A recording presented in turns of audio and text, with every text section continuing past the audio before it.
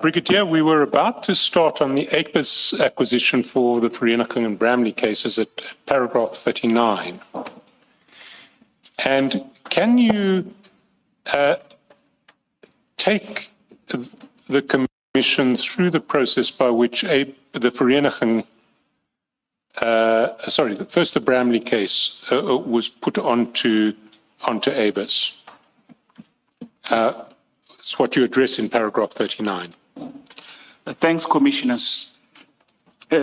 Commissioners, on the 6th of September 2024, the samples which were analyzed by Captain Mkhabela were acquired on IBIS system by Warrant Officer Modise. She used the ballistics lab number 193045 of 2024 belonging to the Bramley case. As per standard procedure described earlier above, an IBIS lab number ought to have been generated for the acquisition of these samples. However, due to the agency in processing the ballistic analysis, Captain Mkhabela requested for acquisition of the sample prior to case management section generating an IBIS lab number. And as a result, the case was acquired without generating a IBIS lab number. Hence, it was acquired using the ballistic lab number.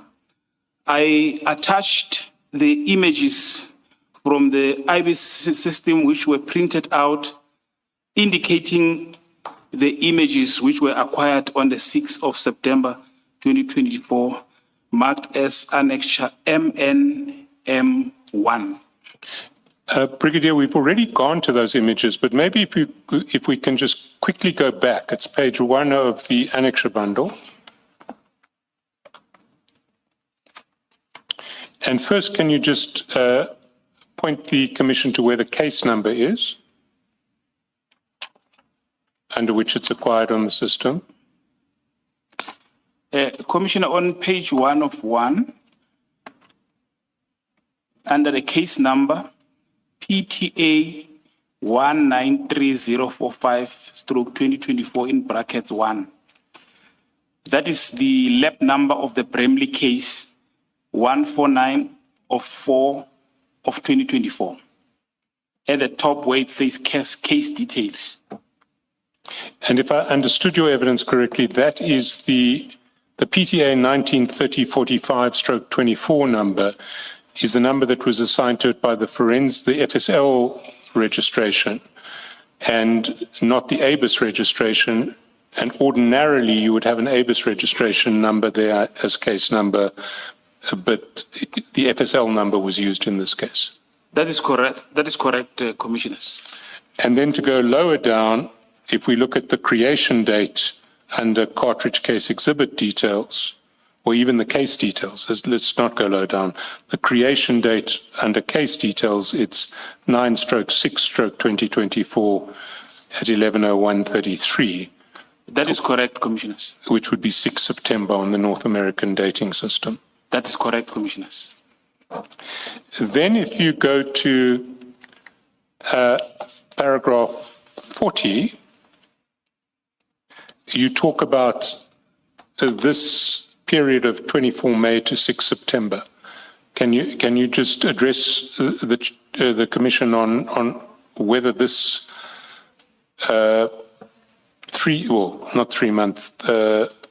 just over 3 months, 3.5 months actually, period from the conclusion of the affidavit on 24 May and the entry into the system on 6 September is an ordinary time period, a quick time period, a slow time period? Commissioner, if we may just look this in conjunction with a paragraph which is still coming, where the specimen was eventually registered at IBIS.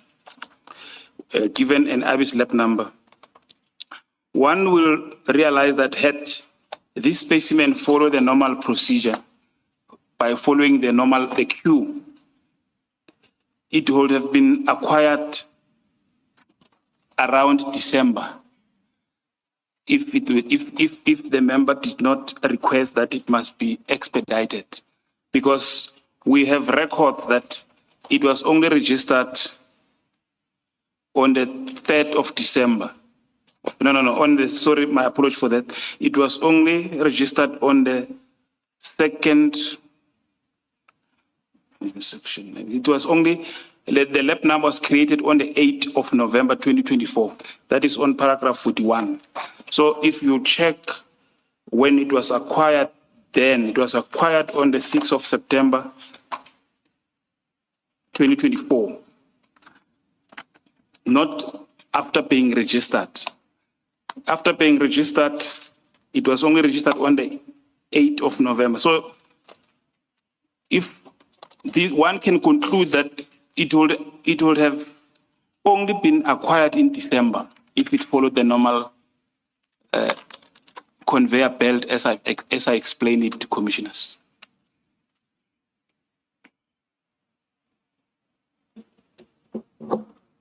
But I mean, I thought the question was, unless I misheard it, is to try and get an explanation for the lapse of time. So you've got the Section 212 affidavit at the end of in May 2024, and and then you say that Captain Modise, I think it is,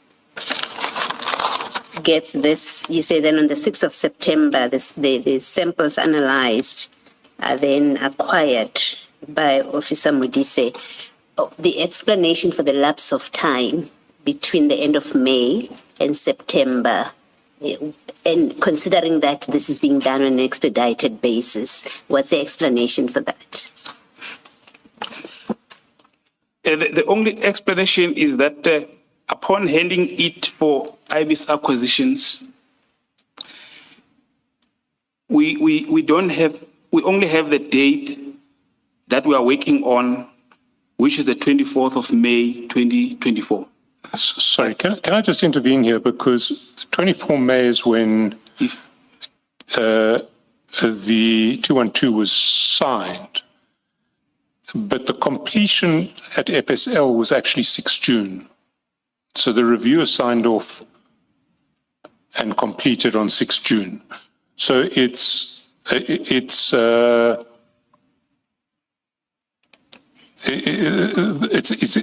exactly 3 months, from 6 June to 6 September. And the question really is, why would it take from 6 June to 6 September to enter the ABIS system? Yes. Through my analysis of precisely that, because it was also a concern from me that if you requested it to be expedited, then why 3 months only later? So when I listened to the explanation and look into the events, how they unfolded, I could understand. I mentioned about a bullet which was retrieved from the deceased, which was sent to the lab. I may just refer back on the 12th of August, 2024. What seems to have happened here, along the way, immediately when the member completed the case on the 24th of May, 2024, at that point, there was not much pressure coming from either the investigating officers with regard to the agency of the case. We know that there was a murder. It was treated as a murder like any other murder.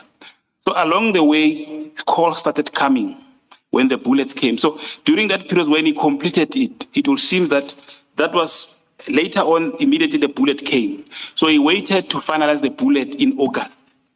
And when he handed over for acquisition, which took place on the 6th of September, it was after he has completed the examination on the bullet, which was received on the 12th of August. So that was the explanation which could address as to why that period. But Brigadier, that can't be the explanation, because the bullet comes in August, but the 212 in relation to the bullet, if I remember correctly, was dated 14 October.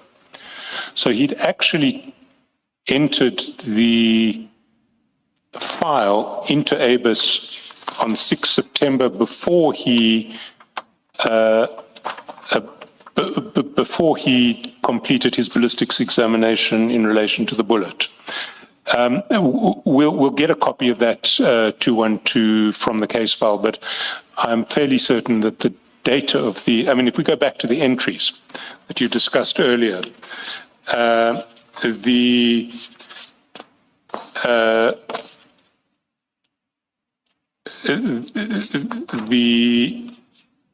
Is it in 37.3? I beg your pardon, Commissioner? I'm saying, are you looking for paragraph 37.3 on page 17? The third entry, indeed. The entry only gets assigned to him on 11th of October, and he issues his 212 on 14 October, and the entry is completed on 23 October. So the bullet happens after ABIS acquisition on 6 September. You do address, if you look at the top of page 19, you speak to a bottleneck that we actually didn't address earlier, which you address in paragraph 40 at the top of page 14, which is, well, maybe if you can just consider that paragraph. And maybe read for the Commission what you state in that sentence that says in this regard. Just the paragraph again, Commissioner. It's paragraph 40 of your affidavit. Starts on page 18, but it seems to me that the critical point is the last few sentences of that paragraph, where you deal about the bottleneck on getting into ABIS just for registration, not for acquisition by the system. The one we start with turnaround times. Yes. Let me take you to this point that you make. You say that the ABIS system at head office receives on average 1,700 samples per month to enter into ABIS. With a current full complement of ABIS analysts working full-time on the process, the section has the capacity to enter approximately 1,300 samples per month. So the existing backlog at head office is continuing to grow at the rate of approximately 400 samples per month. Now, what are you talking about here? Is that acquisition on the system, or is it about simple registration at ABIS? What are we talking about there? Thanks, Commissioner. Yeah, on this paragraph, I was referring to the actual acquisitions of the specimens after all the administrations has been completed. I hear you. So that issue there, 1,700 samples, an increasing backlog that increases by 400 per month, deals with acquisition, which is what took place on 6 September 2024. That is correct, Commissioner. That is correct. And is there any way of, if you want to fast track an individual file, is there a way of getting your file acquired sooner than 3 months? The only way is when you jump the queue and pressurize whoever is available to acquire it as speedily as possible, but you'll have to jump the queue, commissioners. But on what you say in paragraph 39, Captain Mkhabela did actually jump the queue. Because if he hadn't jumped the queue, we wouldn't have a ballistics lab number, 193045, in the ABIS system. We would have had the regular ABIS lab number that was eventually assigned on 8 November. That is correct, Commissioner. So he jumped the queue, but he jumped the queue after 3 months, as it were. Yes, it's also something which, like I said, I also had to apply my mind and see what actually happened. But in reality, if you check the flow of work coming, it is possible. And when you consider when the case was eventually registered under normal circumstances.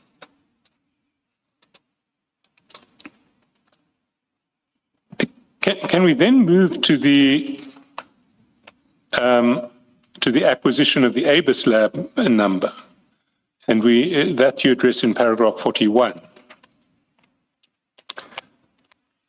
As indicated above, the Vereeniging and Bramley samples were acquired in the IBIS system prior to an IBIS lab number being generated by the case management section. However, the case management section still, at a later stage, generated lab 565427/2024 on the 8th of November 2024. I referred to this earlier on. Can I ask, how would that have happened? We've got Captain Mkhabela bringing the file and jumping the queue in September. How would an ABIS lab number then how would the file go back into the system so it gets an ABIS number? What physically would have happened? Commissioners, the case files are managed by case management section. Once a case has been finalized, it goes to case management, either for dispatching, scanning of the 212 report and dispatching of the exhibit, and for archiving. Because for the IBIS lab number to be generated, a sticker must be affixed on the front page of the case file on the far right. So if this is a ballistic case file, for example, you will have one sticker on your left and one sticker on your right. The sticker on this side will be the ballistics with the lab number, and the one on the right will be the IBIS lab number. So as they process those case files, they will check the one that do not have the sticker. According to them, it means there is still some work outstanding. It means they must still generate an IBIS lab number on that particular case files. So the only logic is that once the member who acquired the specimen under the ballistic lab number, once she is done, she returned the case file to case management. But because there was no explanation, case management saw it as like all the other cases that must still go to IBIS for registration. Hence, they generated a lab number on the 8th of November 2024. That lab number, then, therefore, because there was a lab number of IBIS, it has to, again, follow the process to be acquired. And only then, when the operator was supposed to acquire, when she opens the case file, she realizes that this case has already been acquired on the IBIS system. She then... Can I just stop you there? This case officer would then be Warrant Officer Shihlangu. Is it pronounced Shihlangu or Sihlangu? Shihlangu. Sihlangu. I was several of your experts, not your experts, your officers yesterday were using Shihlangu.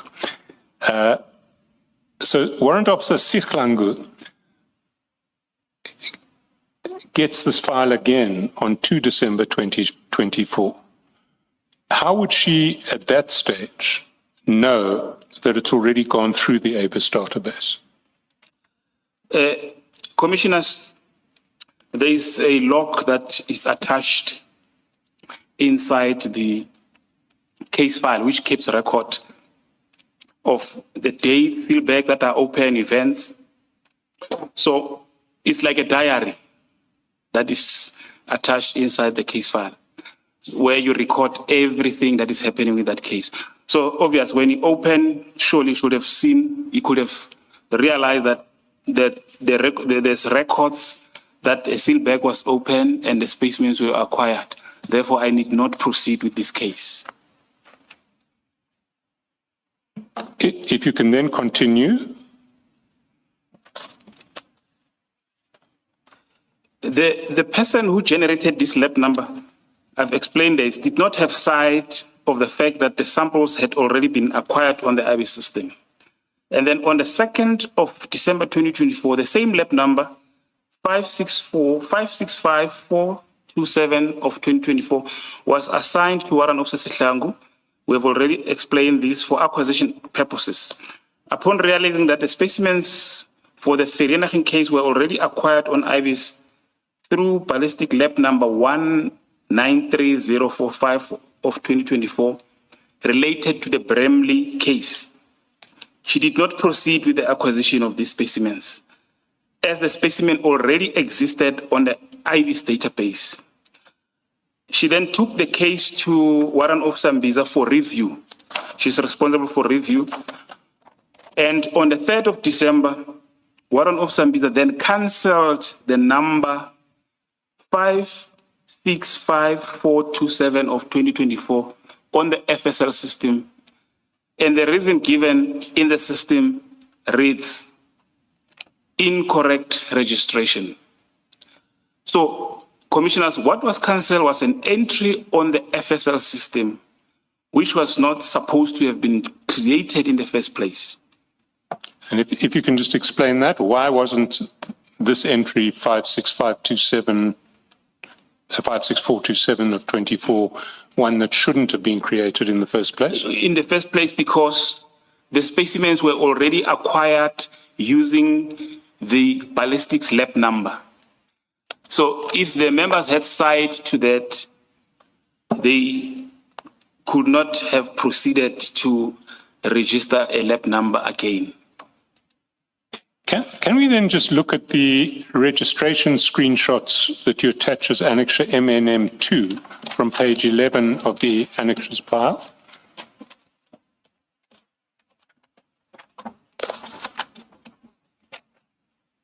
And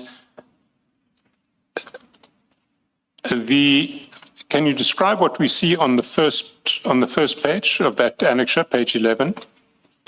Commissioners, this is a printout from the FSL system, which contains the records of this particular case.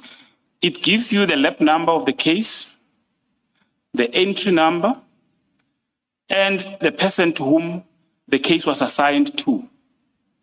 And then it gives you the details of the section IBIS. It also gives you the reason why the case was cancelled, and the comment cancelled, then the reason why it was cancelled. And then if we go over the page? When you go over the page, it's another window that you open on the system. It gives you the lab number of the case, the person to whom the case was assigned, the section. Now it gives you all the details. Now, the date when the case was registered, the date when it was assigned, and the date when it was completed, and the reason for completion, and the person who completed it on the system. And there we see that cancellation is recorded as having been completed on 3 December 2024 by Mbiza. That is correct, Commissioners. And the third screen on page 13? This is just the same window, but in a magnified, and it does not give the it does not give the entire information, but it's the same window print out, Commissioners.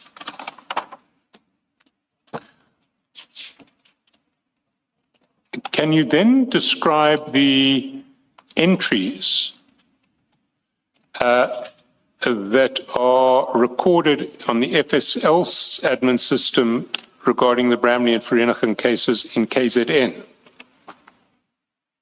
Because you spoke earlier of entries not just at head office, but also at KZN. Commissioner, at a later stage, the system will show that the Bramley case was then referred to KZN for further examination. When it arrived in KZN, they generated a new lab number, lap number 469673 of 2024. This case was registered on the 13th of September 2024 in KZN. And it relates to the exhibit firearms which were recovered from the Bramley when the suspects were arrested. And this entry was then assigned to Warrant Officer Kader. He is stationed in KZN Ballistics. He finalizes the case on the system on the 4th of October 2024. And the Vereeniging case?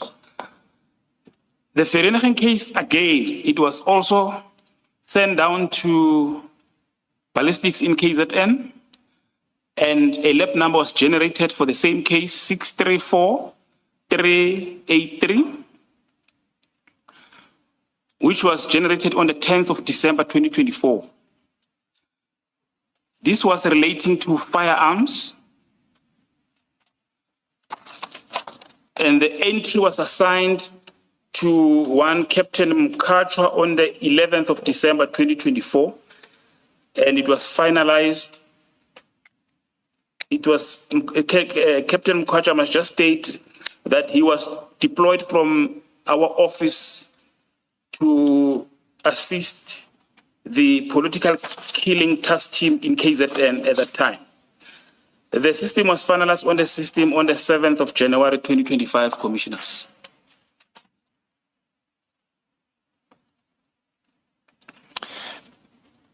And the ABIS acquisition in KZN?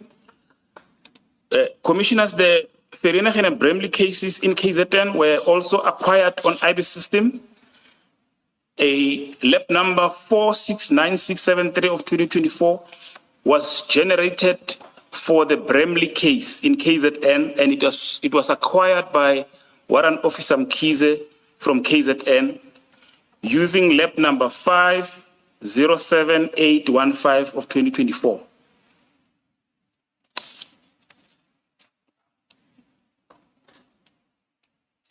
On the 16th of January 2025, the Vereeniging case with lap number 634383 of 2024 was again acquired by the IBIS in KZN on the following lap number 16554 of 2025 and acquired by Warrant Officer Mkhabela.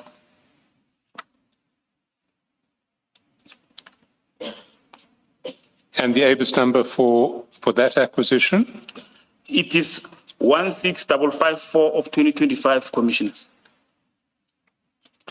And those are the only entries in the audit trails on the FSL system and the ABIS system. Well, if we go back, from paragraphs 41 to 48, you have described all of the entries on the audit trail of the ABIS and FSL system for these two files. In KZN, yes, Commissioner. No, because if you go back to 41, sorry, you're right. I need to take you further back. It's from paragraph 33 on page 15 to paragraph 48 on page 21. You've described every single entry on the audit trails on the FSL and ABIS systems for these two cases, be it in head office or KZN. That is correct, Commissioners. And to the best of your knowledge, it's not possible to tamper with those audit trails? Not possible, Commissioners.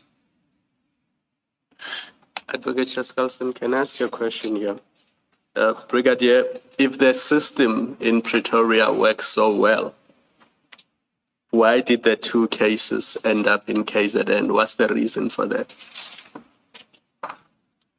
Commissioner, it's a question that I'm also asking. I'm asking myself that question, Commissioner.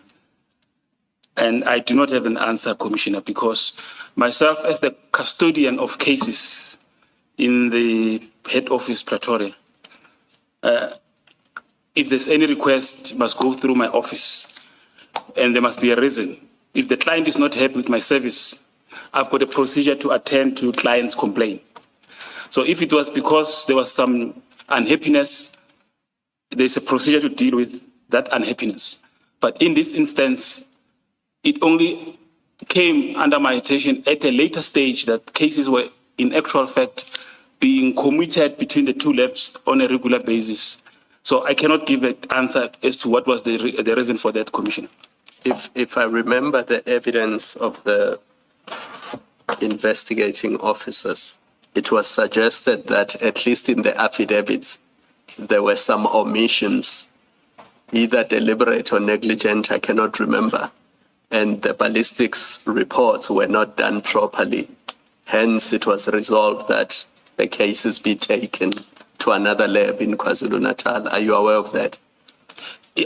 I only came aware after this year, and I attended to it. I'm sure it's in my statement. But we have a procedure. If that was the case, it happens, then we deal with it. So if that was the reason, but I was not informed when they were taking them as to what was. I only find out when it was brought under my attention that those cases were in KZN, that is when I happened to know about that. Okay, those cases, Commissioner. Are you aware that in the 1112 affidavits, there were omissions relating to, I think, the 15 cartridges that were recovered in Bramley? Commissioner, I'm aware that there were typos, type errors. No, not typos, omissions. Commissioner, I would like to explain, if I may be given an opportunity, what was said to the commission, what were they? I will have to refer to the statements because that it will explain exactly what happened. If I may just given leave to open that statement, Commissioner. It will be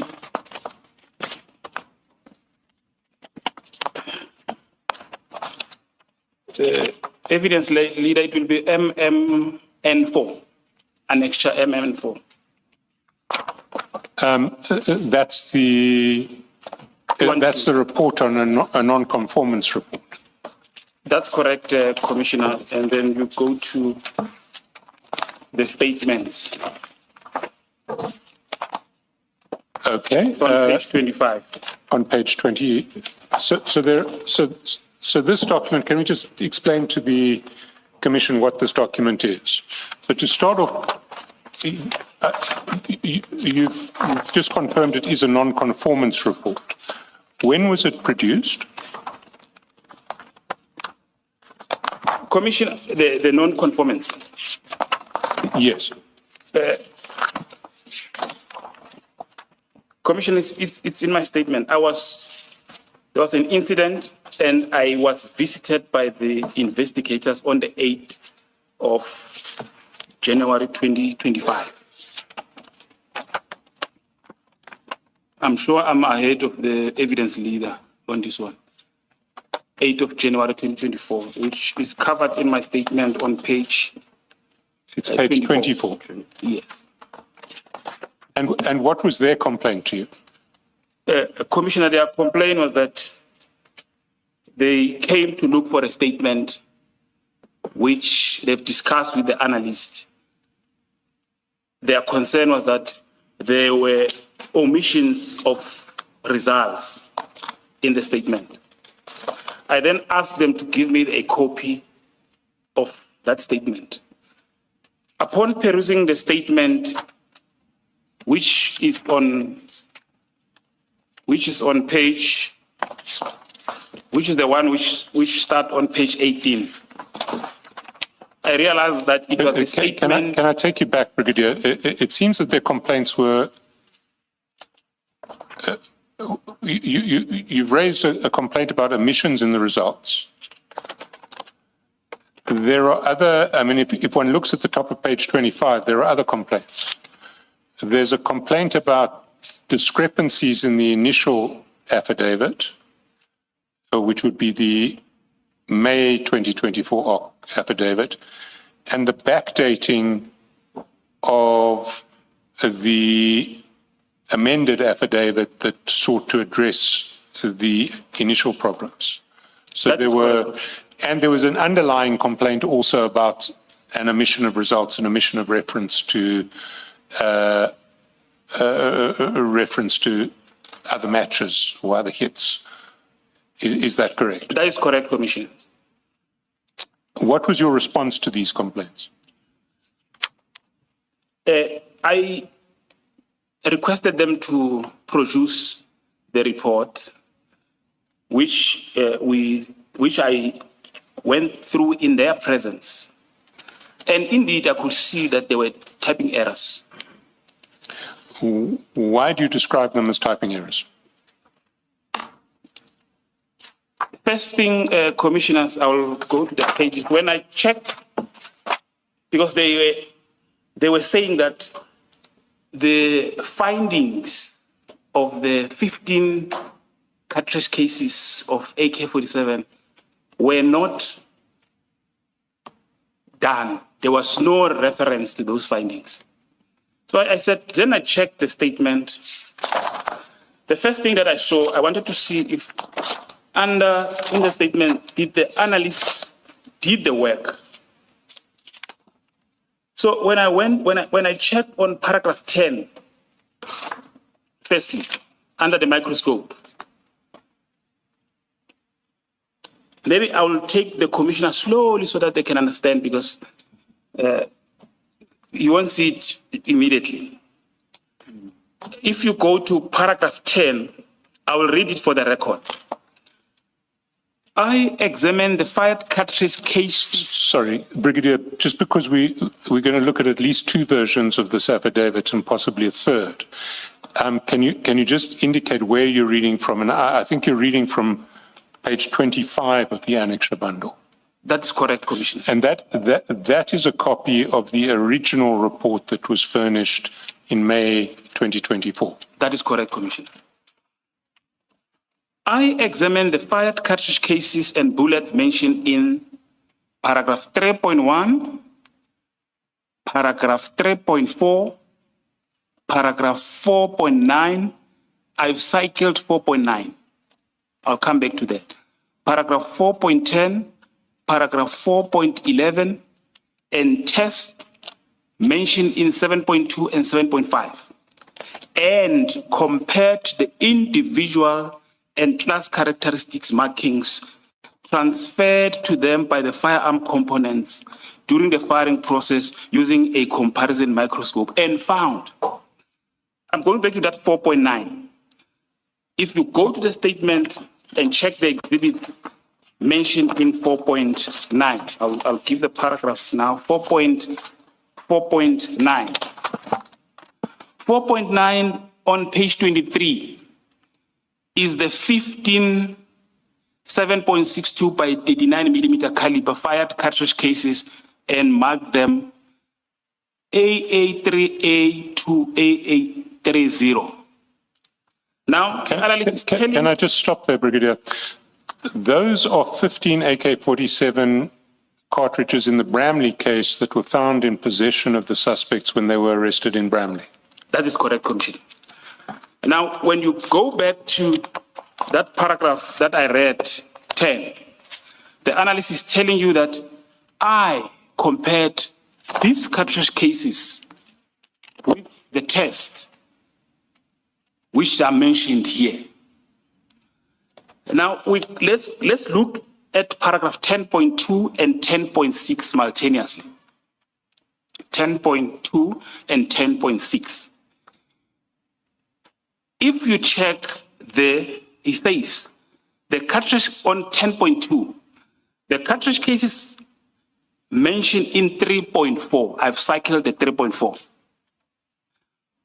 You go to 10.6, He says the bullet core mentioned in 3.4. Again, so you've got 3.4 there.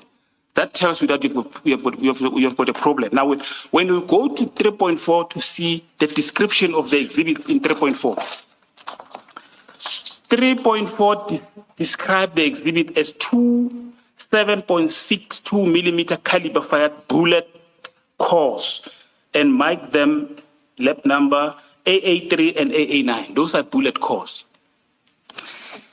So the findings of the bullet core is in 10.6.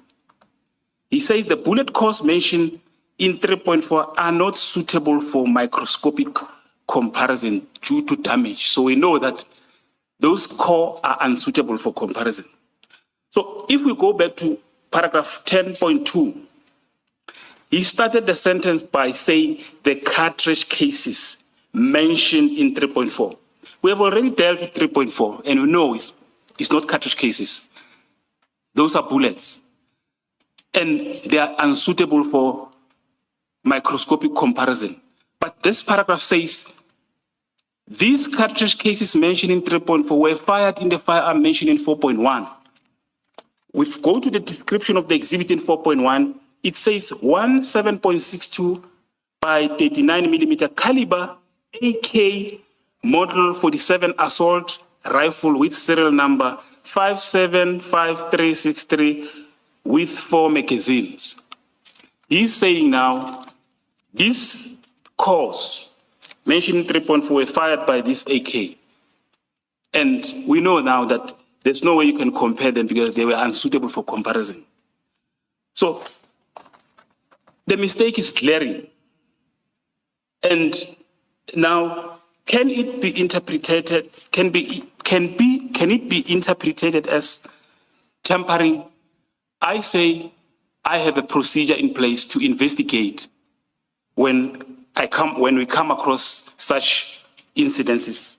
And the procedure is to register a non-conformance, investigate. The investigation will tell you what happened. And in these instances, commissioners, upon receiving this complaint, I immediately embarked on that process to have this matter investigated. We registered a non-conformance, which is also attached under the same annexures. And through the investigation, we end up retrieving this report because it's wrong and replacing it with the correct, where there is reference to these 15 cartridge cases and the AK-47. Hence, I'm saying only through the investigation you can tell whether the mistake was deliberate, tampering, but it was investigated and corrective actions were implemented, commissioners. Let's just to be clear, the mistake in 10.2 on page 25. 10.2 should have read as follows. The cartridge cases mentioned in 4.9 were fired in the firearm mentioned in 4.1. That's how it should have read. That is how it should have been read. So the 15 cartridge cases in paragraph 4.9 were omitted, or there was an error there, however you want to characterize it. I had to go further to check the comparison mic form in the case file with the handwritten notes. I noticed that in the microscope, the member confirmed the cartridge cases in them, and he has written notes that these 15 cartridge cases were fired from this firearm. So the only question is when he transferred the results into the affidavit, he made an error with the paragraphs. That was my explanation. That's my explanation, commissioners. It seems to me there are two possibilities. The one possibility is it was a sloppy error, that in recording what happened to the cartridges that he mentions, cartridges and bullets mentioned in that first line of paragraph 10, warrant officer Mkhabela, instead of writing 4.9, wrote 3.4 and just got the cross-reference wrong. That's the one possibility. The other possibility is that it was deliberate, and it was an attempt to sabotage not the investigation, but the prosecution. But I want to interrogate the second possibility, because that is certainly how it was perceived by the investigating officers. But it seems to me that if you were going to sabotage the investigation or the prosecution this way, it would be rather strange. Because if you look at what else he says in his reports, bear in mind that what he should have said in 10.2 is the 15 cartridge cases that were found in Bramley, which wasn't the crime scene of the murder, were fired in the AK-47 seized in Bramley. That's what he should have said. Instead, he said something that ultimately is clearly self-destructive. But look at what he said in 10.1.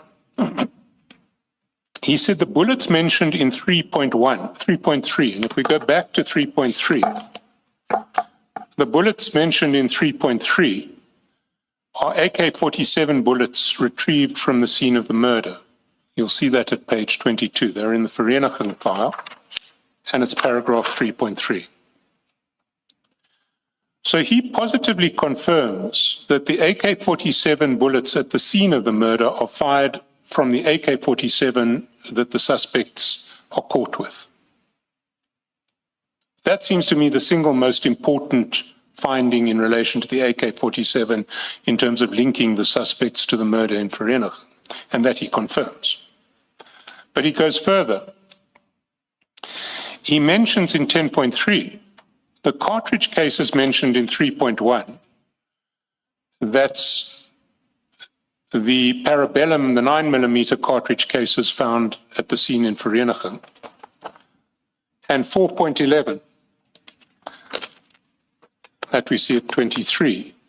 That's one fired cartridge case found in Bramley. So both cartridge cases found both at the murder scene in Vereniging and at the arrest in Bramley are fired from the firearm mentioned in 4.7, which I think is the Taurus firearm, which was seized from the suspects. Again, if you're looking to sabotage the prosecution or the investigation, it's strange to tie the suspects to cartridge cases found on the scene of the murder and a cartridge case found in their possession at the time, because that would definitely link them to the murder scene.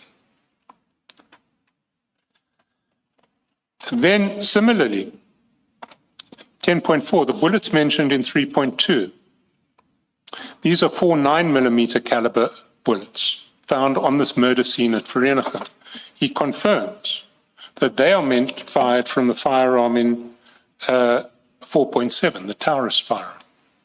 So he has tied the suspects to the murder scene with his conclusions in respect of the Taurus and the AK-47. What he hasn't done is tied the gun in the possession of which the suspects were found to cartridge cases that were also found in their possession at the time. It seems to me that of all of the findings that one would need to convict these people, the one that is of least value is to show that when you arrest them and they're carrying empty cartridge cases and a rifle, the empty cartridge cases were fired from the rifle. You know that they had both the empty cartridge cases and the rifle at the same time. That seems to me the least important of all of the conclusions, and that's the one that he got wrong. So it does seem to me that viewed in isolation, this error certainly doesn't, of its own, point to a deliberate attempt at sabotage. But there are other mistakes that may make the situation different. So let me take you to. Don't you want the witness to comment? Well, can you comment on what I put to you in relation to whether this is deliberate sabotage or just a sloppy error? Thank you, Commissioners. My emphasis on the 10.1, the bullet. In the ballistic language, when one is able to link a bullet with a firearm, that for us is a big plus for the case as compared to the cartridge. I'm not undermining the cartridge cases, but the bullet in most cases is removed from the deceased. So if you can be able to link the firearm to the bullet which was removed from the deceased, you have undoubtedly placed the firearm on the scene. And under these circumstances, this is what the member has done. And I'm sure if he did that with a mind to sabotage, his brains needs to be examined. There's something wrong with him, because the evidence suggests otherwise, Commissioners. Well, I just need to correct you on one issue there, Brigadier. These bullets were found on the scene, but not in the body of the deceased. Remember that the bullet in the body of the deceased is the subject of a separate report on the 14th of October. But for the record, I mean, we will look at that report with Captain Mkhabela.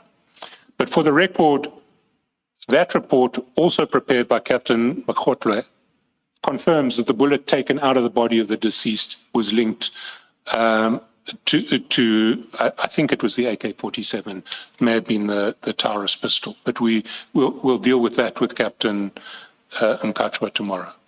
These bullets were bullets picked up on the crime scene. They weren't recovered from the body of the deceased. Mr. Chesterton, if you're moving on, can I just ask on this? I'm not moving on from the report as a whole, but I'm moving on from this section of the report. That's my question. Thank you.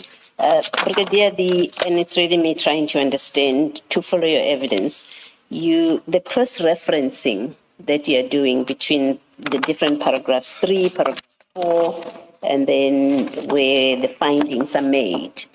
What does it mean that in paragraph 3, for example, he says, I received an intact sealed evidence bag with, and then he gives a number, right? Yes. And then he describes what he found in that number. And as I understand it, of interest has been 3.4, subparagraph 3.4.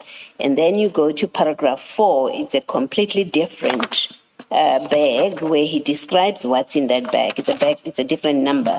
And he describes what he found there. And in fact, in particular, 4.1, he says a sealed evidence bag, which is something that we're discussing now, and he gives a number there in 4.1. And then you go to 4.9, it's a different number. Now, given the cross-referencing, where you were referred at page 25 to 4.9, and you've done the cross-referencing, to show us that, in fact, he did do the examinations and he's accounted for them. What does it mean that there are different numbers to this? Because in my mind, it suggests he had different specimens in sealed evidence bags. That is correct, Commissioner, because these were two cases. Yes. He had the Bramley case and the Vereeniging cases. And each of the exhibits were packaged separately in a tempered seal bags. So he was referring to those seal bags as he opened them and as he received them, Commissioners. Yes. So 4.9, as I say, it has its own bag number, right? It has its own sealed evidence bag number. Where does one see, from your explanation, that he's made findings about what was in that bag, which has a number ending 207? I read paragraph 10, where he is now giving his findings. Yes. And in that paragraph, that's where now he referred to all the microscopic comparison that he was doing, he was conducting, and he made reference to that paragraph 4.9, which tells me that it was part of his microscope work on paragraph 10. I said he mentioned all the paragraphs with cartridge cases, bullets, which were supposed to have been compared with the test. And that 4.9 appears on that paragraph. It means he worked on it as well. So do you say 4.9 appears in paragraph 10? Paragraph 10, yes, Commissioner. Where in the findings in paragraph 10 does it appear? He starts with a preamble Yes. of what he is going to do. Or of what he examined? Yes, yes. And then from 10.1... Then from up to 10.1, it 10.6. started to be now specifics. Yes, and that's the part I'm not understanding, and it may well be it's me, where you say he has made findings about the specimen in paragraph 4.9, right? So he says, I examined 4.9, the casings or the cartridge cases that are in paragraph 4.9. And then one goes to 4.9 to see what is in 4.9. And when what you find in 4.9 is 15 7.62 by 39 caliber fired cartridge cases. So we know that's what is examined, and that's what he tells us in the first line. Yes, and then my reading of the rest of that paragraph 10 is from 10.1 to 10.6. He then tells us what findings he made in respect of those cartridge cases that he examined. Yes, what I'm not understanding is where in this 10.1 to 10.6 do you say he makes findings about what is described in 4.9? Thanks, Commissioner. That is where I was referring to paragraph 10.2 and 10.6 and said that he referred to 3.4 in paragraph 10.2, and he also referred to 3.4 in paragraph 3, in paragraph 10.6. Then I said, it doesn't make sense that he will refer to the same paragraph in two different findings. He can't say in paragraph 10.2, cartridge cases mentioned in 3.4. And again, he can't say the same with paragraph 3.4 in paragraph 10.6, the bullets cost mentioned in 3.4. That in itself is a problem because it tells you 3.4 on paragraph, how possible is that you compare these exhibits in 3.4 and you made findings in two different, you made findings on the same exhibit twice. So the only explanation is that on paragraph 10.2, it was supposed to be 4.9 as opposed to 3.4. Because we now know that 3.4 are not cartridge cases. 3.4 refers to bullet core. And we are saying that those bullet cores were unsuitable for microscopic comparisons. So if you refer to the 3.4 in 10.2, definitely that is a mistake. As to how do you attribute that mistake is something else. That is what I was saying, Commissioners. And the reviewer missed the mistake? I'm assuming the 112 was reviewed. So, sorry, 212. That is correct, Commissioner. In terms of the process you described this morning, you said these statements or affidavits would be reviewed. So are you saying the reviewer also missed that mistake? Commissioner, when I checked the case file, the review checklist was signed by a reviewer. So no doubt the reviewer also missed this. And not only this one, they also missed, if you check on paragraph 13.5, instead of saying 24 March, May, they say 24 March. 13.6, instead of saying 24 May, he says 24 March. So both the reviewer and the member missed those mistakes, Commissioners. Brigadier, in fairness to the reviewer, we've seen the case file. Again, it was something I was going to address with Captain Mkhabela. The reviewer actually did not sign off on this file, on this report. The reviewer was asked to sign off and circled no, and gave a set of instructions of errors, and cross-referred to errors that she had put in the Vereeniging case file, indicating what had to be corrected. So the reviewer, in fact, wasn't at fault here. The reviewer identified errors. But the question still remains, how did this report go out when the reviewer had said no and errors were not corrected? The reviewer didn't sign off a second time. It's an issue we'll deal with through Captain Mkhabela tomorrow. But there are other issues that I'd like you to, sorry, but just to get back to Commissioner Baloyi's concern. It's correct. I mean, everybody agrees that the reference to 3.4 in paragraph 10.2 is a clear error. It's contradictory for several reasons. One, 3.4 is not cartridge cases, it's bullet cores. Two, the bullet cores are stated in 10.6 not to be suitable for microscopic comparison because of damage. So if they're not suitable for microscopic comparison, you can't link bullet cores to a firearm mentioned in 4.1. And then also you'd never have two different findings on the same bullet cores. And the one cross-reference which we don't see in 10.1 to 10.6 is the cross-reference to 4.9. To pick up on Commissioner Baloyi's query, and just to clarify what you said earlier, but what might not have been fully understood, is you have inspected the working notes of Captain Mkhabela.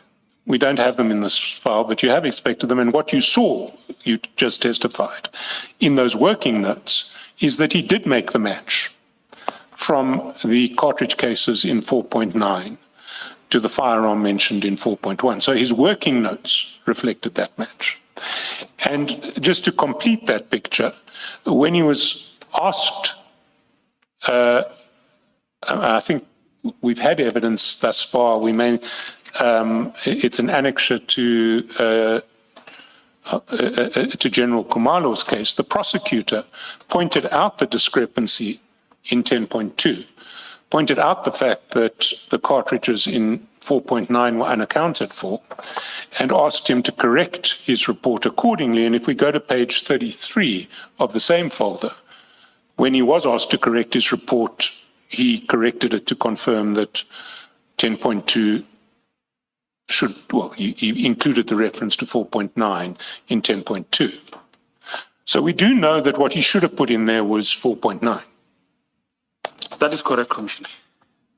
You've mentioned other errors in the report. You've mentioned the references to March instead of May in 13.4 to 13.6. In fact, you've got the same mistake at paragraphs 13.2 and 13.3 on page 25.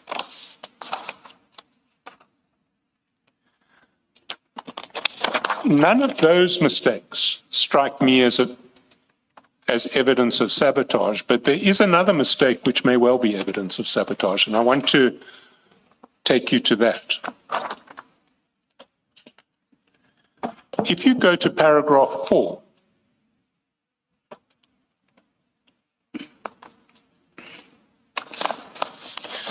in paragraph 4,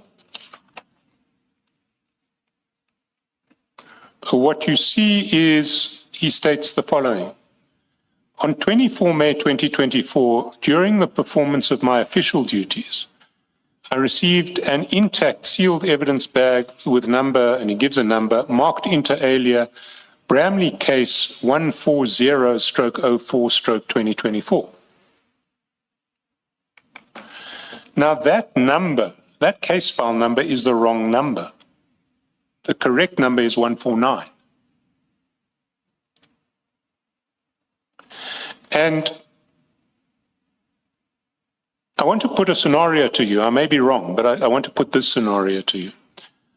The way that criminal prosecutions ordinarily proceed is in advance of the trial, the prosecutor draws up a list of admissions that it wants the defense to make. It says, I want you to admit A, B, C, and D. And in a case like this, on that list of admissions would be the correctness of the ballistics report of Captain Mkhabela. If the defense makes that admission, no one is called to court to testify in relation to ballistics. And the state closes its case, relying only on the ballistics report of Captain Mkhabela, which is not disputed. Now, it is certainly arguable that if the defense has done its work closely and has spotted this mistake, they will say when the state has closed its case, or when they argue at the end, that none of the weapons seized can be linked to our clients, to the accused, because the evidence bag that the report speaks to is an evidence bag marked Bramley case 140/04/2024. And our accused case is Bramley case 149/04/2024. So you haven't shown a chain of custody from the scene to the ballistics examinations. So what we see in paragraph 4 may be a typing error. It may have been, instead of typing 0, he typed 9. They're next to each other on the keyboard. But it may also have been a quite sophisticated attempt to sabotage the prosecution. What's your comment on that? Commissioners, I will explain this according to our procedure, our processes, not taking away what the council has indicated. When you read what that paragraph says, it says, on the 24th of May 2024, during the performance of my official duties, I received an intact seal evidence bag with the following number, marked inter alia. In our environment, that inter alia, analysts are taught that they must write it as it is. If the investigating officer has written a wrong case number, you document it as you see it, inter alia, as you see it on the package. So I see here the case number is wrong, but without having the advantage to see the seal back and see what was it written originally,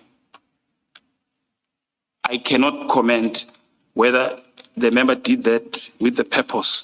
But I'm just saying that if it is marked wrongly, you marked it, because we have come across the same argument in court where the defense will say the bag that you received was marked this inter alia.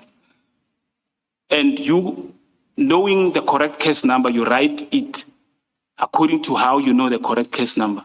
They take issues with you as well, because they say you have now tampered with the chain of custody. That is not how you received it marked. You received it marked with this case number, but you wrote the correct case number. So it will be interesting to see in the original seal bag, how was it written? That is my comment with regard to that issue, commissioners. And that original bag, as I understand it, should be still stapled to the ballistics folder for the Bramley case. That is correct. We do that, Commissioner. So we can, Captain Mkhatshwa, I think, has that file, and we can we can investigate that with him tomorrow. That is correct, Commissioners. May I just ask Mr. Chiskalson? Does it mean, Brigadier, that from what you've explained, that you know the correct case number, but the evidence bag has got a different case number? Does it mean that your processes do not permit for inquiry with the investigating officer? So let's assume what you've said is what happened in this case, because clearly we know from the report that Makhotlwe knew the case number, because right at the top of page 22, there's Bramley Cas 149. So he must have known the correct case number. If he received the evidence back with 140, saying the case number is 140, do your processes not require that he makes inquiry or permit that he makes inquiry with the evidence leader, with the investigating officer? It does, Commissioner. If, for example, here, on the covering letter, the case number was also wrong, then in that instance, it means we are dealing with a different case number. But what I say, you write, you document it as it is. Sometimes you'll find out other investigating officers, for example, he may start with the case. He may not write the name of the station. Maybe write case number 140 of 04-2024, omitting the station name. You may not add the station name, even if you know that it's Bramley, because that's how it's written on the covering letter. But if it's a mistake that affects the case, which in any way it is a wrong case, in that instance, we contact there's a form, there's a procedure, there's a statement that you complete, depending on whether you noted that mistake once we have opened the parcel or before. Then we return it back, or we will make means to contact the investigators to come and correct and explain. But in this instance, it's a mistake, but it is, according to this paragraph, you document it as you see it. Hence, I'm saying this can only be ventilated when we see the sealback. Can we then turn to the corrected affidavit, which starts at page 28. And if we look at page 28, or if we look at page 30, we see that in the corrected affidavit, the reference to, in paragraph 4, the reference to the Bramley case number is still 140 as opposed to 149. That's correct. When we go to paragraph 10, we see that the error in relation to the cross-reference has been corrected. So the 10.2 now refers to the cartridge case as mentioned in 4.9, which is what it should have referred to all along. And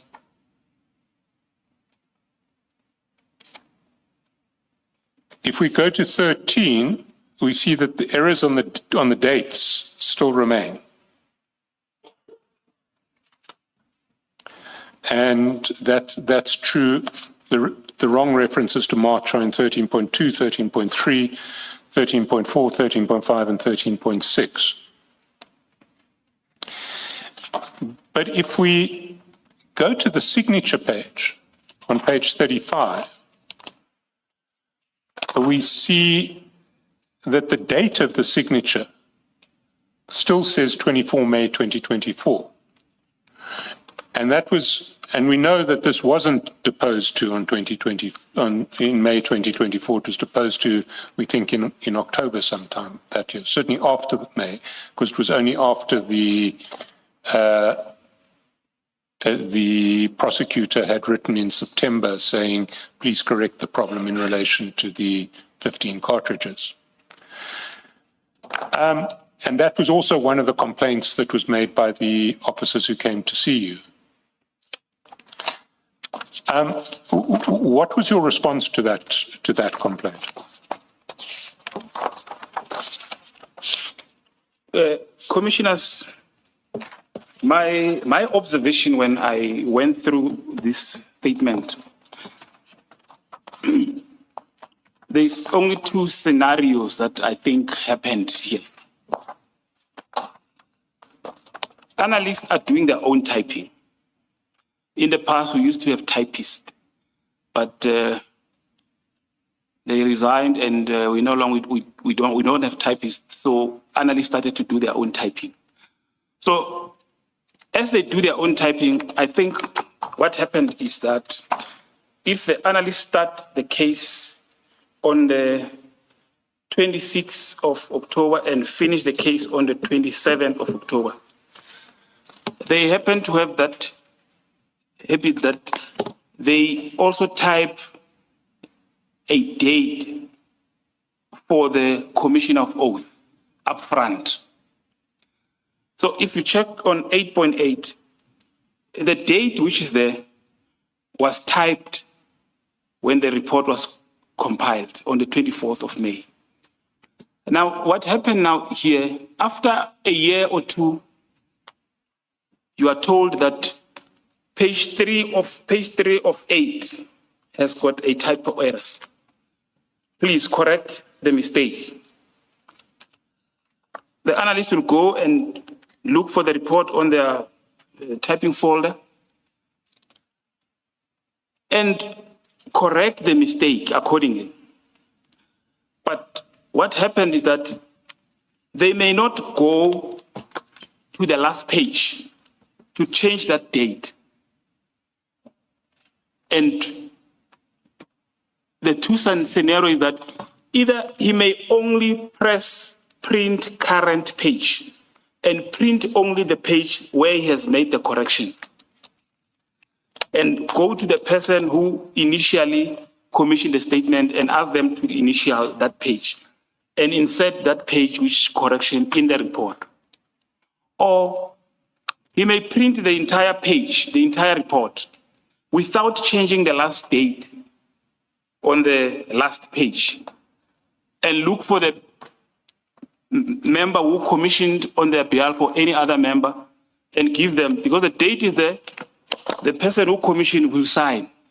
I'm not saying it is right, but that is what I think could have happened in this instance. That is my submission, commissioners.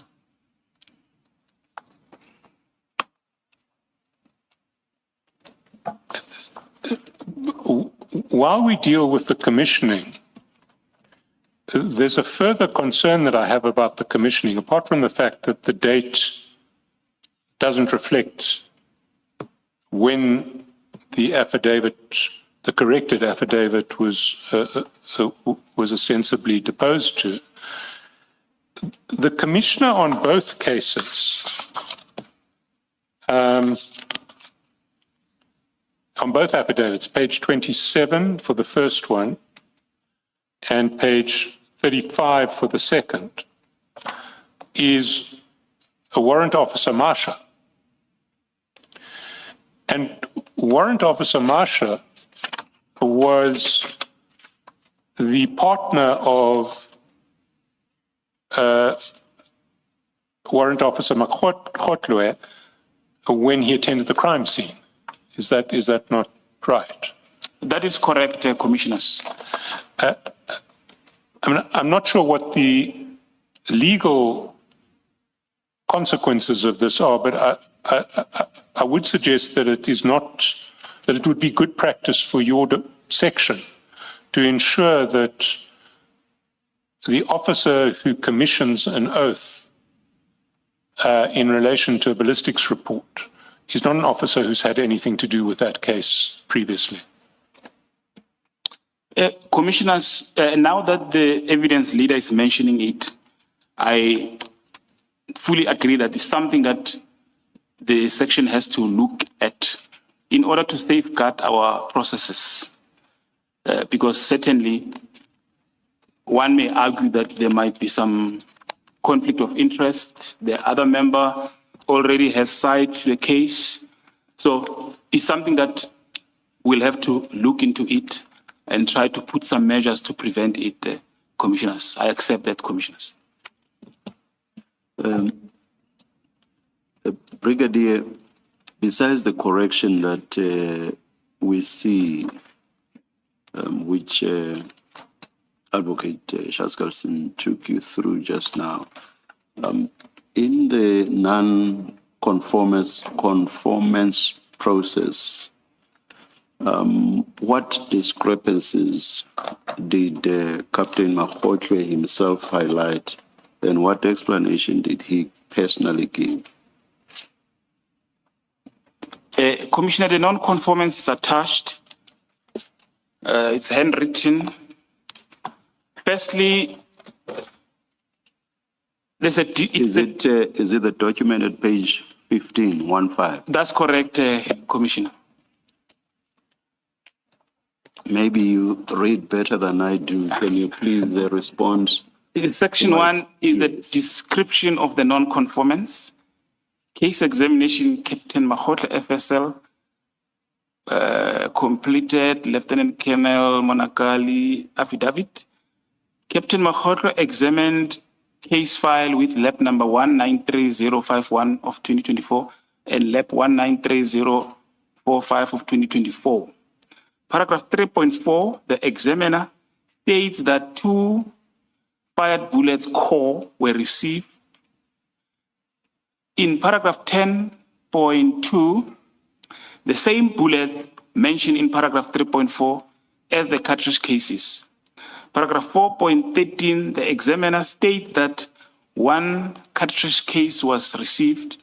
In paragraph 6, the same cartridge case examiner mentioned it as a cartridge. Then they referred to the form that he completed. On ICDMS, the affidavit was scanned and confirmed date 2024-06-2026, and the corrections were made after the scanning, and supplementary affidavit was not scanned. They gave a reference number. And then the initial assessment. The error as mentioned above noted. The supplementary affidavit was created and corrected the errors and submitted for scan. So, in short, Commissioner... Yes, I wanted to say in your own language, can you please explain this? I'm completely lost.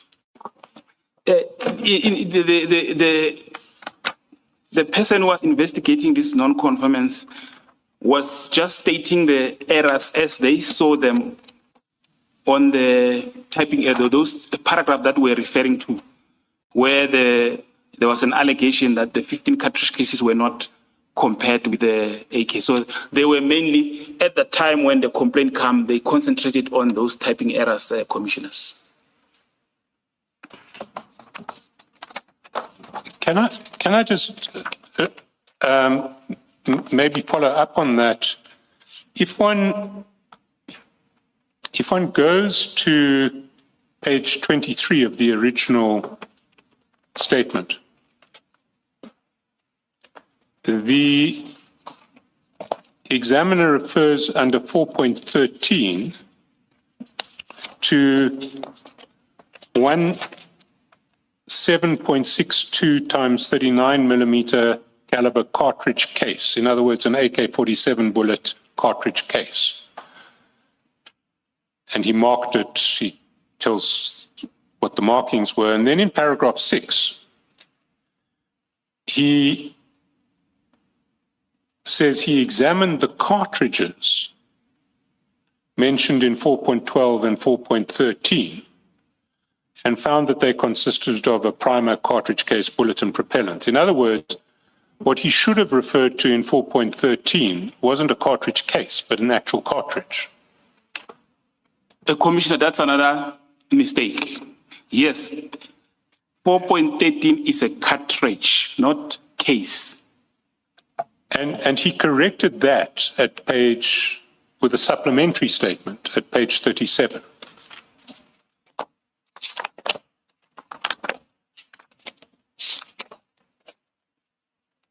And that supplementary statement, which was signed or sworn to on 26 February,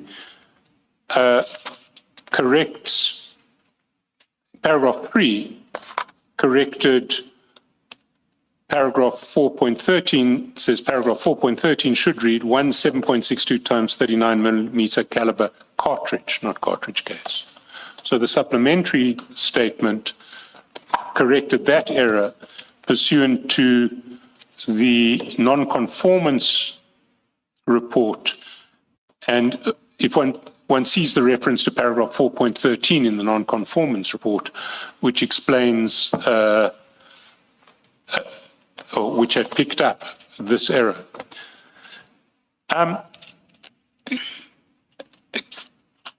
Brigadier, one issue which has confused me is that the non-conformance report refers both to the error in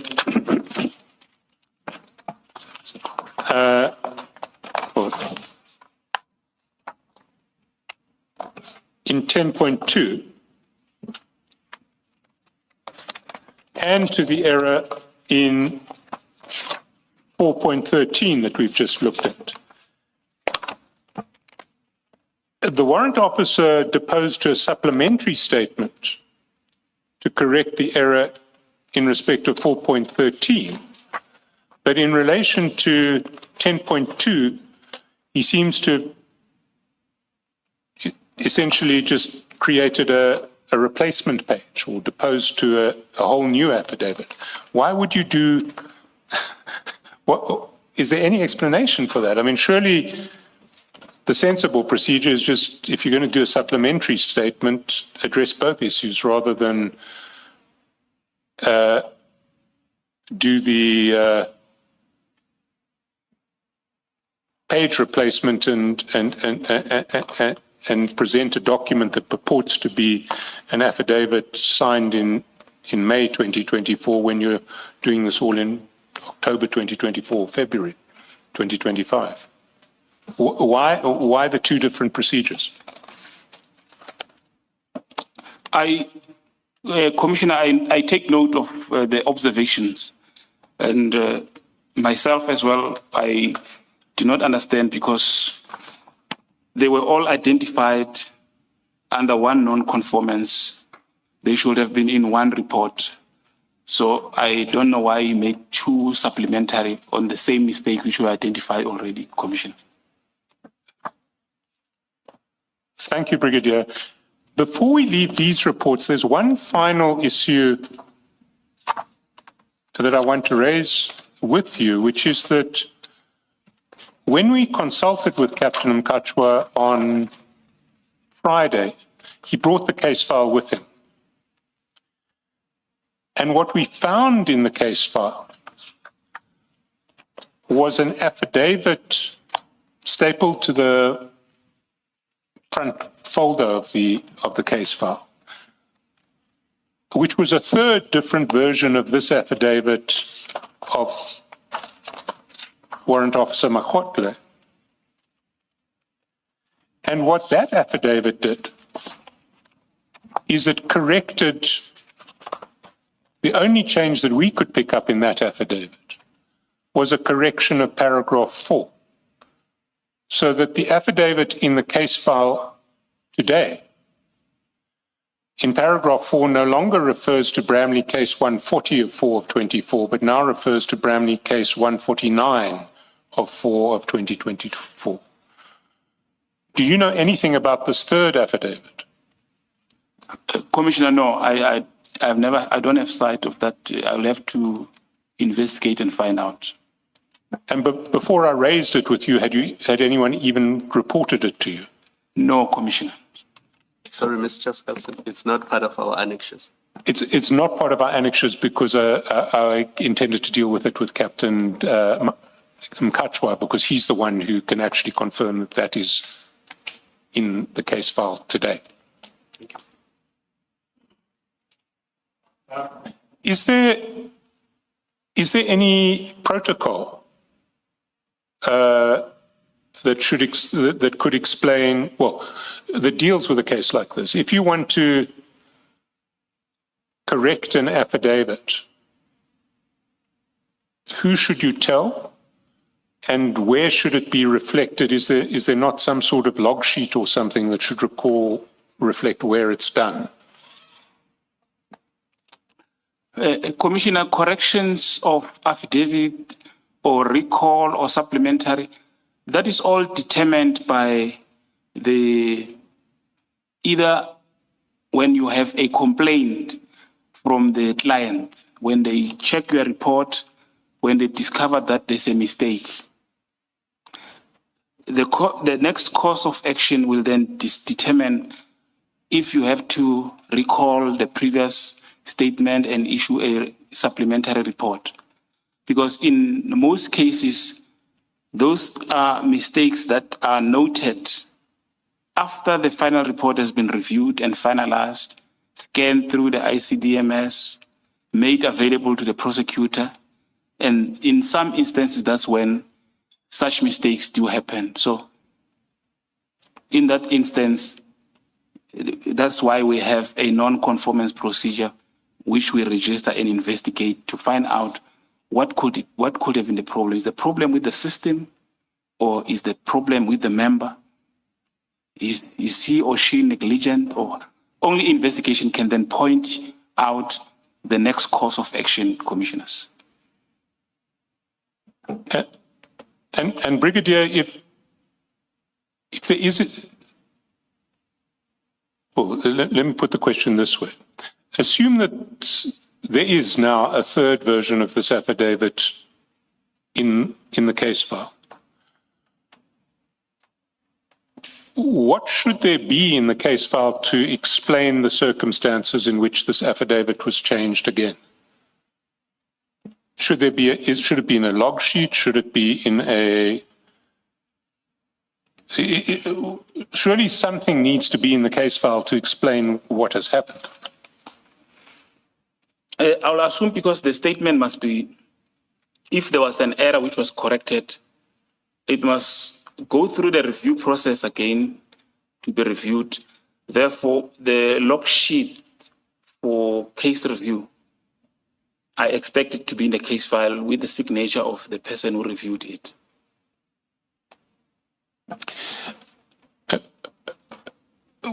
We sit now in quite an unfortunate situation where a very important murder case is potentially jeopardized by a succession of errors in relation to the ballistics report and a succession of, let's say, curious elements. A statement that has changed several times, sometimes without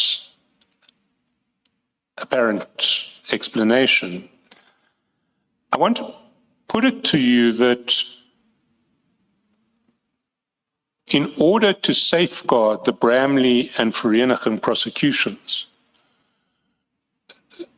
this ballistics examination should be redone from the start by a different ballistics examiner who's had nothing to do with it from now. And I just want to suggest to you that this ought to be an exercise that can be done. So let me ask you first. I am assuming that the exhibits themselves, the cartridge cases, the bullets, will still be in sealed evidence bags in your ballistics section, either in the Bramley file or in the Vereeniging file. That is correct, Commissioner. And the weapons that were seized at Bramley will also still be in your ballistics section in sealed bags? No, Commissioner. Where would those weapons be? Back at their original station, Commissioner. Presumably with a proper chain of custody, and one would hope securely at the original stations. Normally they keep them until the case is disposed of, Commissioner, so they should have them. At any rate, the test cartridges that were fired from those weapons will be in your section. They are filed inside the case file, Commissioner. And those test cartridges have been fired both by Captain Mkhabela in one case and by Captain Mkhabela in another. That is correct, Commissioner. And indeed by Captain Modisani in a third. And Warrant Officer Kada. And Warrant Officer Kada in a fourth. So we will have no difficulty finding test cartridges that don't necessarily depend on Captain Mkhabela's reliability as a witness in this case to be used in this case. Under the normal circumstances, when a case is re-examined, the analyst will want to testify his or her own test, so that when he testifies, he says, I, so and so, tested the firearm and fired shots and compared them with the exhibits. So hence, re-examination of the entire case, because you cannot use someone's test. You don't know how we fired those tests, what materials they used. You can't testify based on that fact, Commissioners. So a new examiner will have to get the weapons from the police station, fire their own test shots, and then do their own comparisons. Our procedure, Commissioner, explain how a request of re-examination is done. And in the procedure, it means it's a fresh start. But there's nothing preventing that fresh start from taking place at this stage. It's a discussion, because there must be a reason. In terms of the procedure, you must hear what is the complaint and take it from there. So there must be a discussion regarding that. And for the record, on this particular one, a meeting has been scheduled on the 31st with the prosecutor involved in this case. And only then a decision will be taken after that consultation, Commissioners. But, I mean, for present purposes, I just want to establish it is possible. If you and the prosecutor, or if that meeting decides they want a fresh start, it is still possible to do the fresh start and to reconstruct a new ballistics examination that will be capable of supporting the prosecution in the Bramley and Vereeniging cases. Commissioners, the procedure is flexible. You might have seen on the news where an accused comes with a private expert, and the private expert says, I want to do my own examination. In that instance, the procedure says, if he has got a court order, he must be allowed, and he will do his examination. So hence I'm saying it's a subject, it's subject for discussion in that meeting with the prosecutor concerning these matters, Commissioners.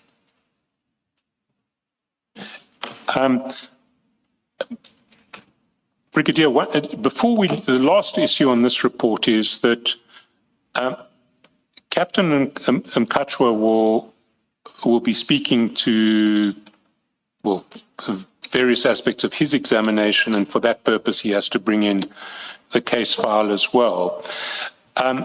Can you authorize him tomorrow not only to bring in this case file, but also the Vereeniging case file, so that we can see the reviewer's notes? Because the reviewer's notes in this case file just cross-refer to the Vereeniging case file, so the Commission needs to have the Vereeniging case file. It will be made available, Commissioners. Thank you, Brigadier.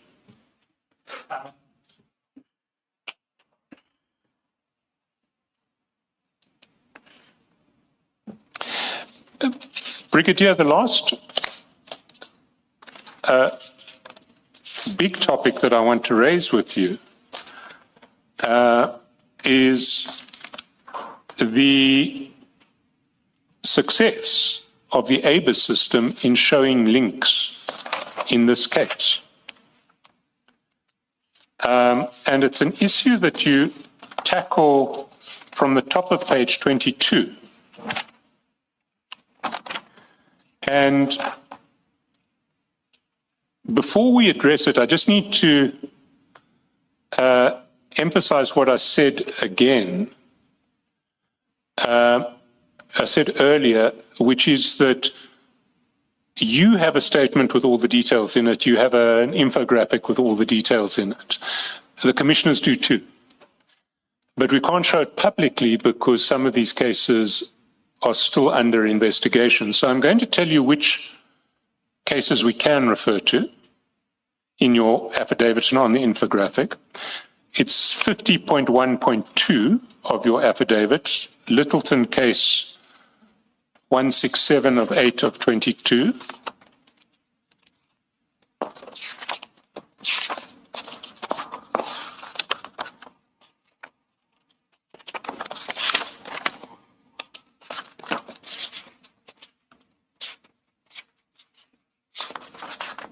I'm there, yes. You there? So that one we can refer to. Yes. We can also refer to the case at the top of page 24. Santon case 437 of 10 of 2020.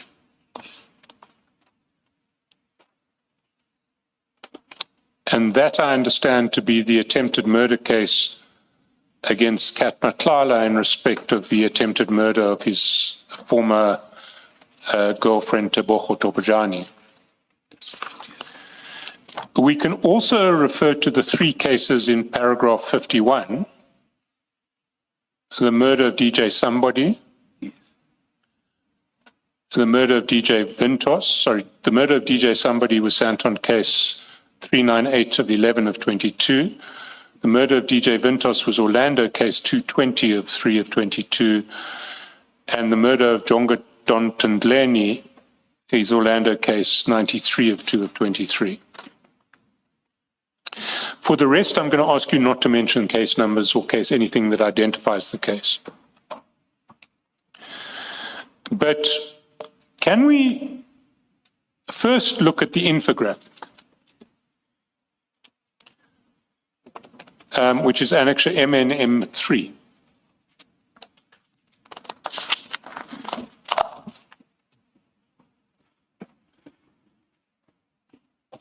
If we can just display it, because even with a lot of redaction, it remains quite a striking picture.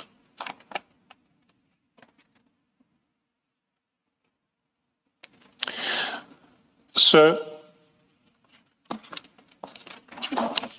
without mentioning case numbers or cases that you can see on the infographic in front of you, can you describe to the Commission what this infographic represents?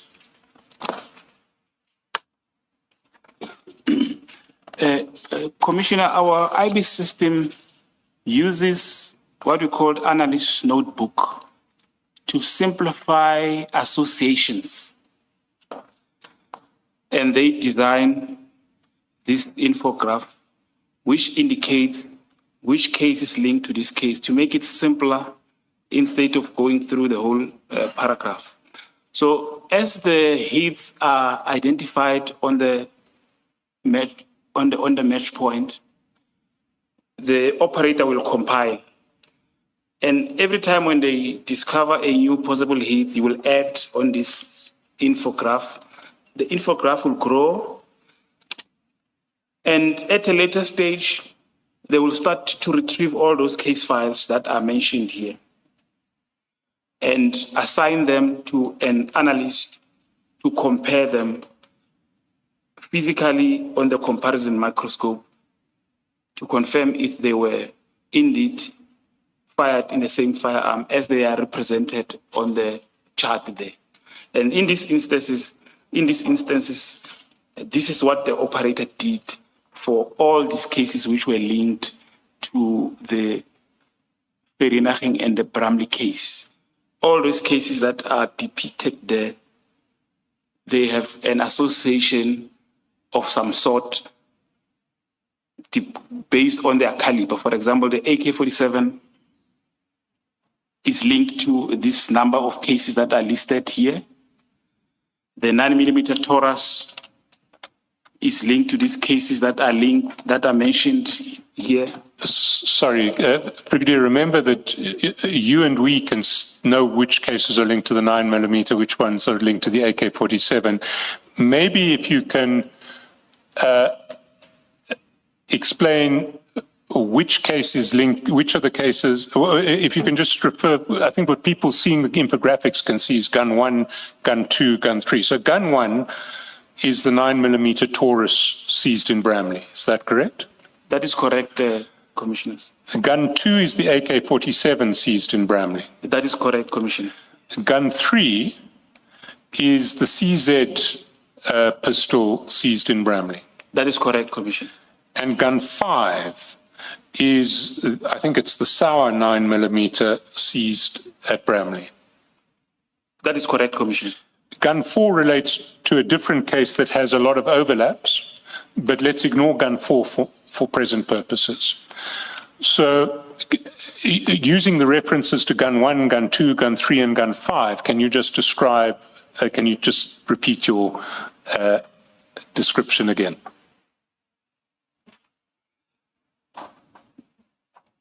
Commissioners, as I was stating here, the gun 1, which was recovered from the Bramley cases, is linked to the only case which I can mention here is the Santen case 437 of 10/2020 murder. In fact, that's an error in the infographic because it's attempted murder. Brigadier, I'm sorry about that. That is the attempted murder of Ms. Thobejane. Yes. So one of the Bramley guns can be positively linked to that attempted murder. Can also be linked, apart from that attempted murder, to another 18 different crime scenes apart from Bramley or Vereniging themselves. That is correct, Commissioners. So this single gun has been used, according to what your ABIS system has shown, in 19 different murders or attempted murders, and plus the murder in Vereniging. 20 different murders or attempted murders that this one gun is linked to. That is correct, Commissioners. The AK-47, can you describe what your ABIS system has established in relation to the AK-47? The AK-47, which was recovered from the Bramley case, is linked to other 8 cases, including the Littleton case 167 of 8/2022, attempted murder. And again, the Vereniging case. That is the AK-47. So that is,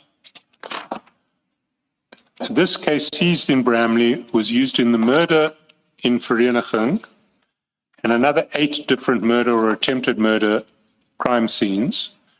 And 2 of those we can actually mention. The Orlando case 220, which was the murder, 220-03 of 2022, which was the murder of DJ Vintos, and the Santon case 398 of 11 of 2022, which was the murder or attempt of DJ somebody in the attempted murder of people with him. Gun 5, the Sauer,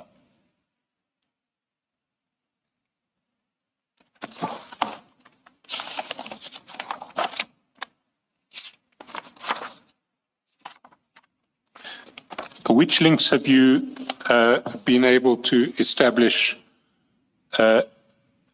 how many links have you been able to establish to Gun 5?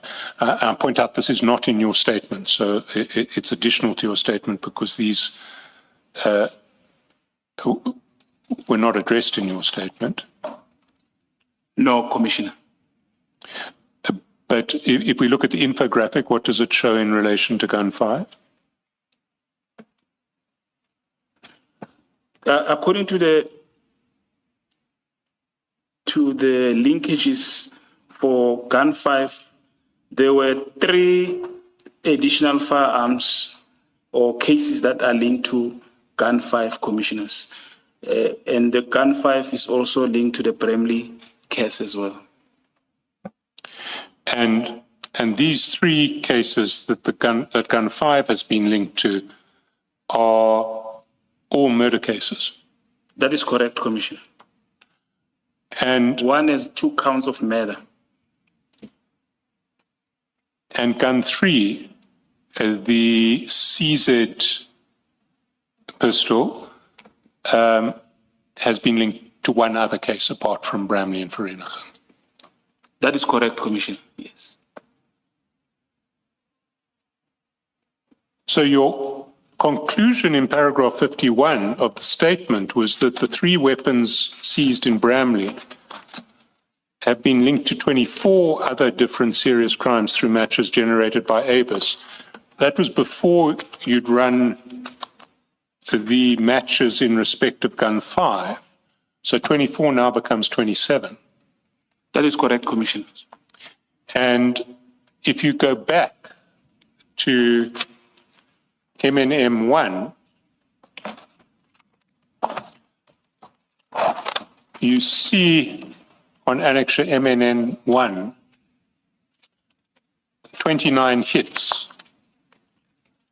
And would that be the 27 we've just discussed, plus Bramley, plus Vereeniging? That is correct, yes, Commissioner.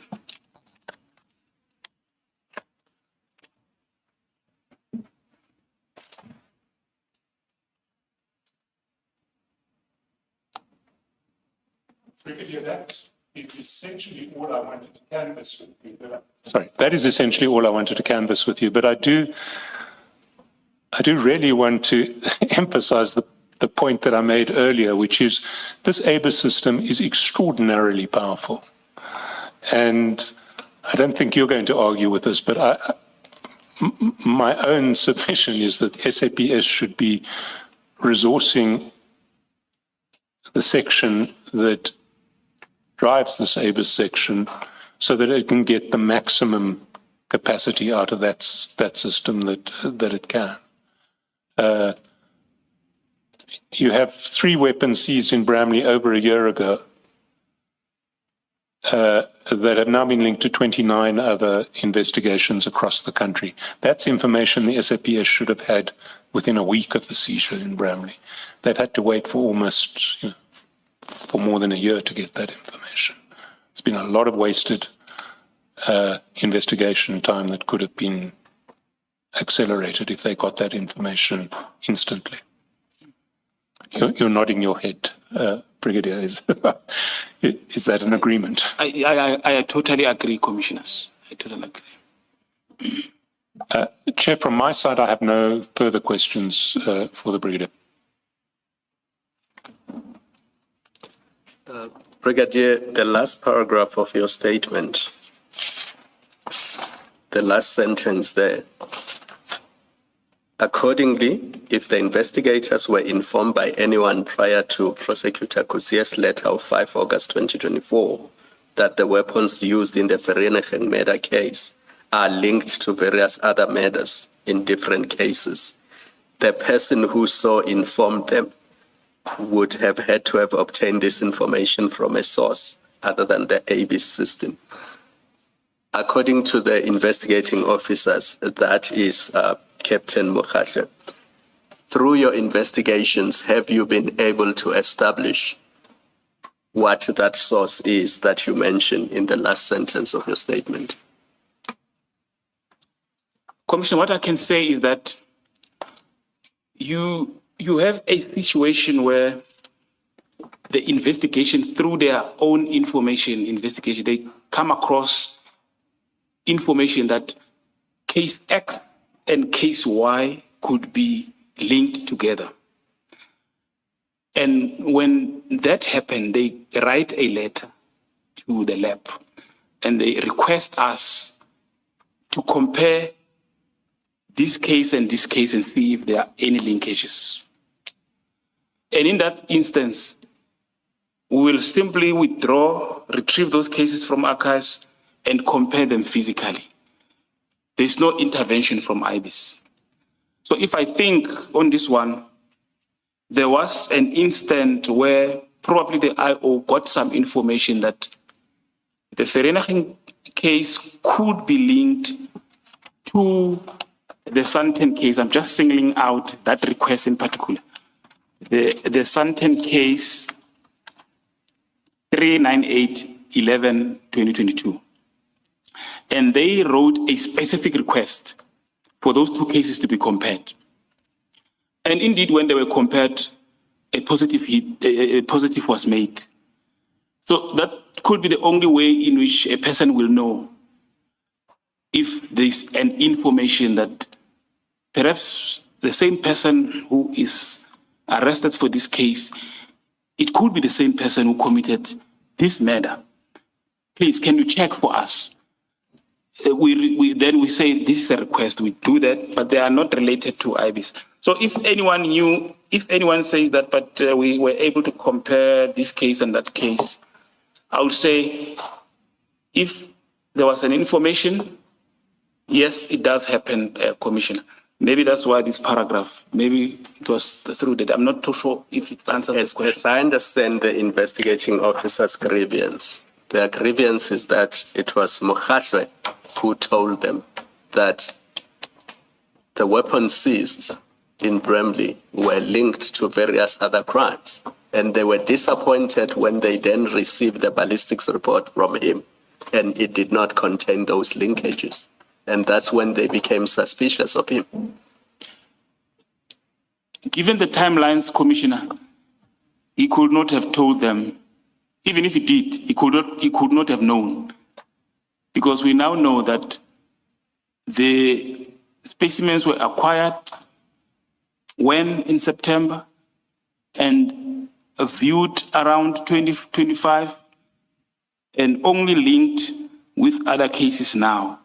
So when the discussion happens between him and the detectives, there was no, and he was not at IBIS at that time. So he could not have known that these particular firearms are linked to so many other cases. I don't know how that discussion came about. Maybe he can answer himself as to the truthfulness of that statement, Commissioners. Other than IBIS, is there another system that is used by the police that could have made that linkage? Definitely no, Commissioners. This is the only system that we are utilizing. Chair, I'm just indebted to Commissioner Khumalo because I haven't addressed this section of the, I'd lost track of where I got to, but I think the timeline is very important here. We've dealt with the audit trail, and that the key point in that audit trail, Brigadier, would be 6 September 2024, which is the first time that the Bramley Vereeniging weapons were entered onto ABIS. That is correct, Commissioners. Now, the allegation of the detectives is that when they met with Captain Mkhabela in May 2024, possibly June, he told them these weapons are linked to other crime scenes. And we know that the detectives certainly believed that, because if we go to MNM 5 August 2024, paragraph, this is the letter that the prosecutor writes to various senior police officers seeking protection for the detectives. In paragraph 5, she writes, the investigations also revealed that the firearms used during the commission of the assassination and found in their possession are linked to multiple assassination and serious violent crime scenes. So by 5 August, the prosecutor had been informed that the vehicles had been linked to other crime scenes. Now, that information couldn't have been obtained from ABIS because ABIS would only have been able to give you that information on 6 September. The detectives say that Captain Mokgotwe told them that in May, June. He couldn't have got it from ABIS, but there is certainly a possibility that if organized crime networks had infiltrated the SAPS, he may have been tipped off that these weapons are weapons which are involved in many scenes. What's your response to that? Commissioners, the timelines do not support that assertion. Well, the timelines only tell you what ABIS would have been able to report. They don't tell you what would have been able to have been communicated to Captain Mokgotwe either from criminals or from members of the SAPS who were in concert, acting in concert with criminals. I still do not believe that anyone could have had access to this kind of information before the actual analysis even could take place. Whoever made such a statement, maybe they were just making a statement for the sake of it. But that statement is not supported by objective facts, commissioners. Well, Brigadier, I do need to explore this further with you, because the one set of people who would know where the AK-47 had previously been used and where the Taurus had previously been used were the criminals themselves.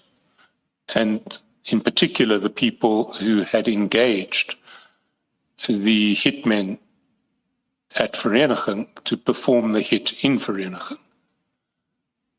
You accept that the masterminds, in inverted commas, of the Vereniging hit would probably know where that AK-47 and that Taurus had previously been used.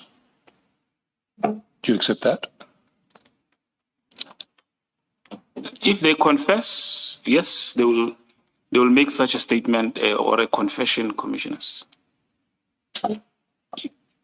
You see, I mean, you're right. This is an issue that we need to take up with Captain Mokgotwe.